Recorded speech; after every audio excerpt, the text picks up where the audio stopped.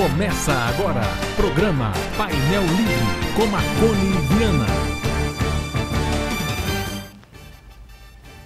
Olá, boa noite. Estamos começando mais um programa Painel Livre aqui pela TV Vale. Hoje vamos falar sobre o Setembro Amarelo. Com a gente a psicóloga Liliane Carvalho, que aceitou o nosso convite, está de volta aqui ao Painel Livre.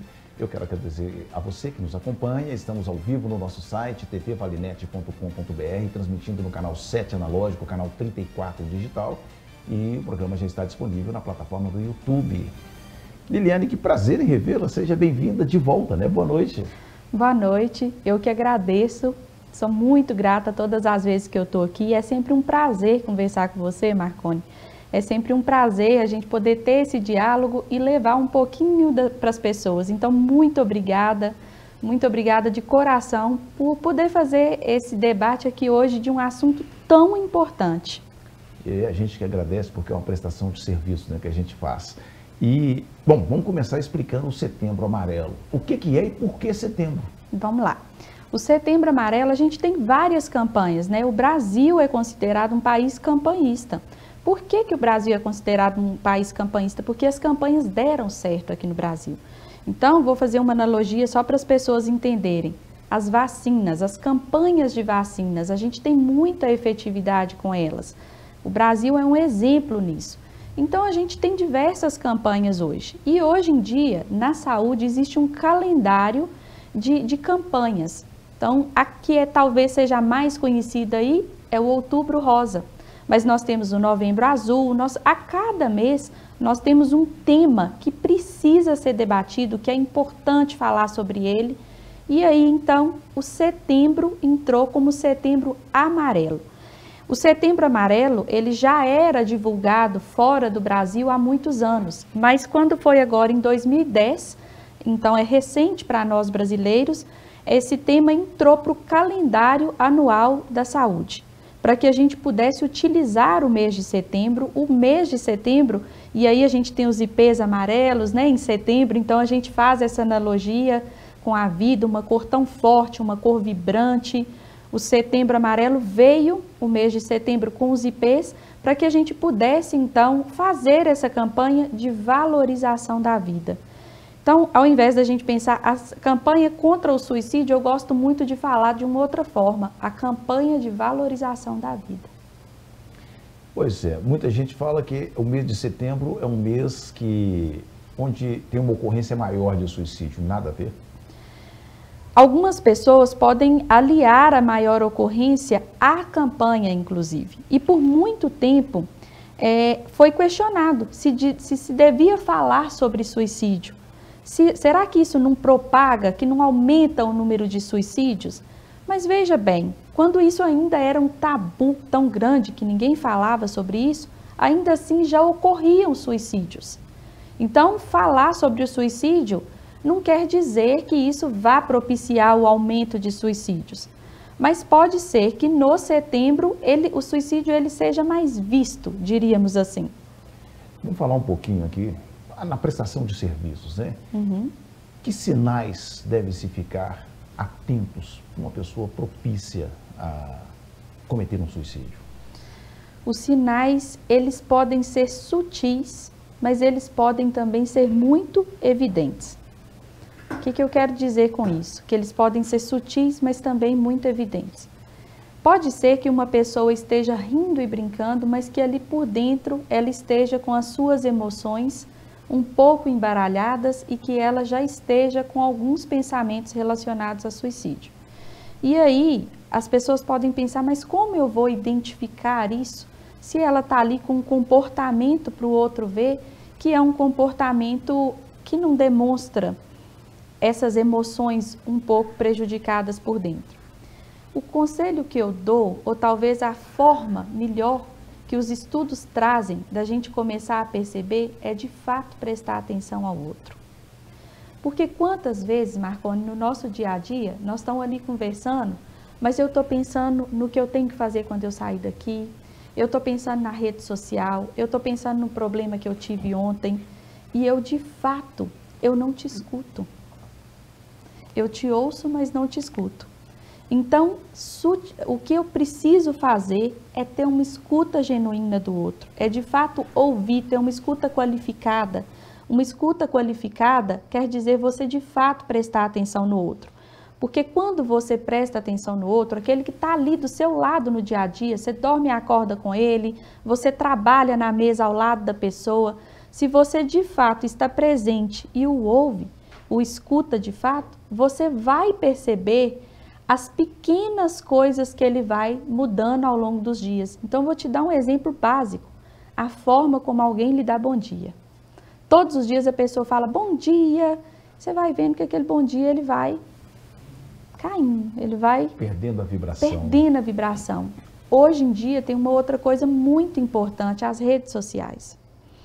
As pessoas às vezes elas dão esses sinais, ela posta alguma coisa, ela deixa evidente ali na sua rede social alguma fala, ela te manda no WhatsApp uma figura, ou ela te manda alguma coisa escrita. É na sutileza que você vai conseguindo perceber que alguma coisa não está mais se encaixando, sabe?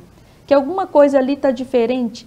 Ela vai te dando sinais, ela vai te dando pequenos sinais.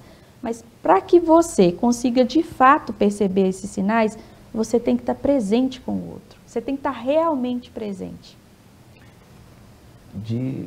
Bom, Diamantina parece que tem um índice muito alto, né, de suicídios. Tem até um estudo na universidade, que estava trabalhando, não sei em que pé que está hoje, sobre esse alto índice de suicídio em Diamantina. Tem essa relação mesmo de região, esse nexo de causalidade entre região e suicídio? Entre região, eu diria que não. O nexo entre a região, o lugar onde a gente está situado, mas talvez uma história possa contribuir sim, né? Então a gente tem, por exemplo, a gente falando de região, países em que as emoções são mais reprimidas. Isso pode, de fato, levar a comportamentos que sejam mais voltados para afecções psicológicas, para o suicídio. Então as regiões elas podem influir desta forma, onde naqueles lugares, naqueles países onde as emoções são mais reprimidas, a gente pode ter em contrapartida um número maior de suicídios, sim. Porque quando a gente fala de Diamantina, né, um vale do Jequitinhonha, por exemplo, pode ser do tamanho de um país também. Pode ser do tamanho de um país, você trouxe bem. E olha, Marconi, hoje eu estava dando uma olhada nos números, a cada 40 segundos, então pensa, desde quando a gente começou a conversar aqui, uma pessoa suicida no mundo. Quantas pessoas não suicidaram nesse tempo que nós estamos conversando aqui? Só no Brasil, a gente tem a cada cerca de 1h30 um suicídio. São cerca de 38 suicídios por dia no nosso país. Isso é muito. A gente não pode deixar de falar sobre isso porque é um número bastante expressivo. A cada dia, 38 pessoas no país morrem por suicídio. É muita coisa. E o Brasil, por si só, também é um dos países com uma taxa alta. Depressão. Né? Depressão ainda é considerada uma frescuragem? Ou isso está no passado? E qual a distância entre a depressão e uma possibilidade de suicídio? Os estudos nos mostram que um dos fatores mais associados ao suicídio é a depressão. Ele é único? Não. O suicídio ele é multifatorial, então envolve diversas causas. Mas o que os estudos mostram é que a depressão ainda é muito importante quando a gente fala em suicídio. Então a gente precisa falar sobre isso. E aí você fez uma pergunta que é um tema que eu adoro conversar sobre ele, que é esse. Depressão ainda é vista como frescura? É frescuragem? E a gente vê que não. O que a gente precisa entender, tanto quando a gente fala de depressão, quando a gente fala de suicídio, é que nós estamos falando de pessoas doentes ou que estejam vivendo em ambientes adoecidos. Então, quando a gente fala depressão, ela é uma pessoa doente. Assim como a gente fala sobre diabetes, o que vem na sua cabeça? A pessoa está doente. ela está hipertensa, ela precisa de um remédio, ela precisa se tratar, ela precisa de uma dieta, ela precisa diminuir o sal. A depressão também é uma doença, né? Mas a sociedade já enxerga dessa forma? Aí vamos lá, a sociedade tem mudado muito. E eu vou te fazer um panorama só para você entender. Antigamente, as pessoas elas não procuravam pelos profissionais, pelo psicólogo, pelo psiquiatra, porque elas achavam que era coisa de doido, não é? Ou espiritual. Isso é coisa de doido, ou então uma questão espiritual, exatamente. Hoje em dia, esse perfil mudou. As pessoas procuram pela terapia porque elas querem se autoconhecer. E elas querem se autoconhecer para ter uma melhor performance no trabalho, para ter uma melhor performance na família, para prevenir comportamentos que elas já estão entendendo que não são mais aceitáveis. Então, as pessoas já procuram a terapia hoje, ou psiquiatra, ou psicólogo, ou profissionais da saúde mental como um todo, muito mais num sentido preventivo e de autoconhecimento, assim como a depressão. Antes, a gente tinha muito mais dificuldade de lidar com a depressão, porque quando as pessoas procuravam, elas já estavam num nível exacerbado. A depressão ela já estava num nível de deixar a pessoa muito mais prostrada. Hoje, as pessoas já procuram os profissionais aos primeiros sinais, quando elas conseguem entender que alguma coisa ali não está legal.